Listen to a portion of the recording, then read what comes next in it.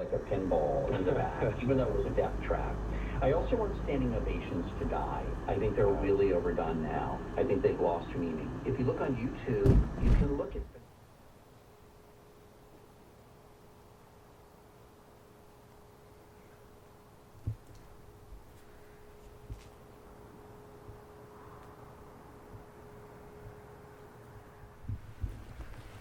Well, it's exactly 6 a.m. and record store day is off to a very slow start.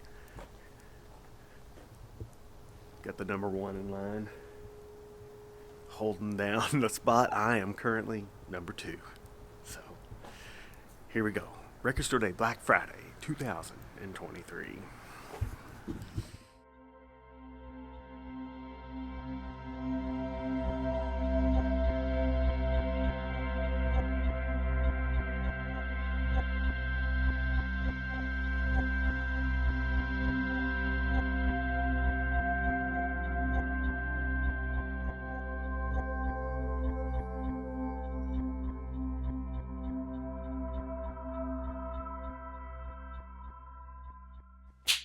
Yo, what's up? Bob here. Record Store Day, Black Friday 2023 is officially over.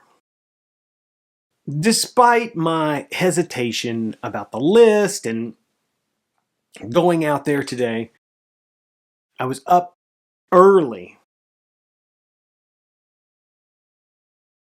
When I got there was only one other person in line. And it was cold as balls out there. Whew, it was about 36. So it was cool. Some other guys and gals showed up and we had some spirited conversation and eventually the doors opened. I went inside and I did grab a few records and we're going to get into them right now. Every year I buy a record from this series, and once I saw this sucker in real life, there was no way I was going to leave without it. Coming in at just under 30 bucks, Jazz Dispensary at the Movies. Okay cover. It looks a little bit better in the flesh than it did on a computer screen, so that's a positive. Kind of a matte finish, not real thick or anything, but has this cool Jazz Dispensary hype sticker. And most importantly, my copy has a very marbled piece of purple vinyl. You know, there's nothing more disappointing than you're going to get something on colored vinyl and then you pull it out and it's just like, just kind of weak. So I was really, let me just pop this baby out. I mean, it's a really cool piece. Yeah. Really nice. Big fan. I've already spun this whole entire record, and it is super funky. Less jazz, way more funk this year.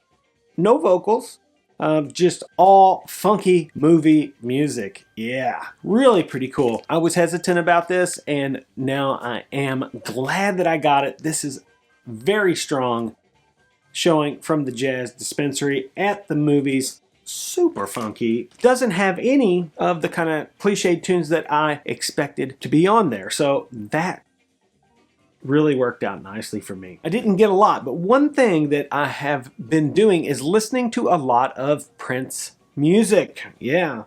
And as soon as I walked in, this thing was staring me right in the face, and I thought, I can't leave without it. Prince and the New Power Generation. Get off, right? Very rare, single-sided, promotional 12-inch with an extended version of the song Get Off on it. Some artwork here. I would only imagine that's Prince's work here, and the reality of it is original copies of this record have sold for up to $700. So my only chance of ever owning this piece is in a reissue like the one that came out today. Now, the B-side, it's empty. There's nothing on it. It's just a flat piece of vinyl on the backside. I'm not real crazy when they do that because it can cause warping and stuff, but because this is essentially a replica of the original record, we will let it slide. It is on this kind of white label, promotional label, just like the one on the original. Very cool. I like this part. The song is approximately damn near 10 minutes. That's what it says. Damn near 10 minutes. Sort of a hit for Prince at that time. So the track itself, perfectly mastered. Bernie Grundman in the dead wax. Yep. Big fat bass, nice recording. Sounds really good. I mean, the bass is really kicking on that track, so 2 thumbs up. I think a lot of those were pressed, so you shouldn't have a hard time getting it if you want it. Last but not least, yeah, that's right, only got 3 this year. So I'm standing in there, and I was staring at this thing. I was doing my thing. I was doing a little bit of filming, and I was looking at it on the wall, and I thought, you know what? It's just under $30, and I've paid a lot more for Bill Evans, especially on Record Store Day. So, Elemental Music, Bill Evans Tells, live in Copenhagen, 1964. That's right. I knew that this thing was going to be filled with Waltz for Debbie and My Foolish Heart and all that, and it is. It's on here. But there are a few tunes that are, I believe, the only known versions of the songs. It says here on the hype sticker, features Evans' only known version of I Didn't Know What Time It Was, and a previously unissued live version of Round Midnight. Yeah. This sounds really nice, mastered by Bernie Grundman. It's good recording. The guys are playing really well. If you don't know, it's Chuck Israels. And, yes, that's right, Larry Bunker. Very strong trio. It's on black vinyl. Has this Elemental label. Pretty cool. Standard Bill Evans show. Sounds nice. Looks good. It's an interesting picture of Bill. I'm not really sure what's going on with his cheek here. If he's got his tongue in it or if he's just decided that he needed a little wintergreen chewing tobacco in there. I'm not sure what's going on. But he's definitely making a face. He's in the juju for sure. Very cool record. Not real expensive. Pretty much my speed. This was a light Record Store Day for me. Got 3 records, right? But I could have got more probably. That said, there was a couple mystery boxes in the back. Ben, owner, proprietor of Better Days here in Louisville, Kentucky, always brings a couple of tantalizing jazz boxes for me to look through. And I was there early, let's be real. Nobody was looking in those boxes before me. I did grab some records out of there. So I'll probably make that video later. I'm going to clean the records, play the records, and listen to them. That said, I will leave you with this cliffhanger. One is a long time, and I mean long time, Grail record for me. Something that I have been searching for many moons. And as soon as I flipped to like the second record, it was right there, and I immediately pulled it out and just bought it right on the spot. Like, let's not even look through the rest of the box.